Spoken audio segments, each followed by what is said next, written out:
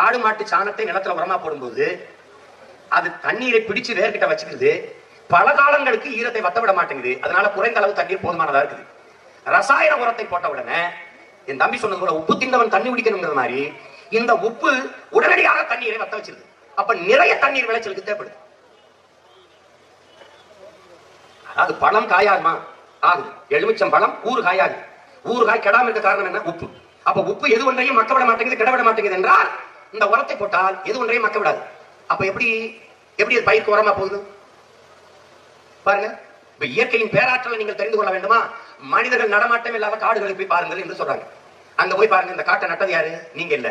யாரு? பறவைகள். அதுக்கு உரம் போட்டது யாரு? நீங்க இல்ல. யாரு? மரமே போட்டுக்கிச்சு. அதுக்கு வேண்டிய தலைச்சத்து இளச்சத்து எல்லா உரத்தையும் அதுவே வேர்ல கொட்டிக்கிச்சு.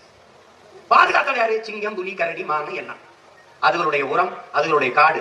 இதுவரைக்கும் மனிதன் கால்படாத காடுகள் அப்படி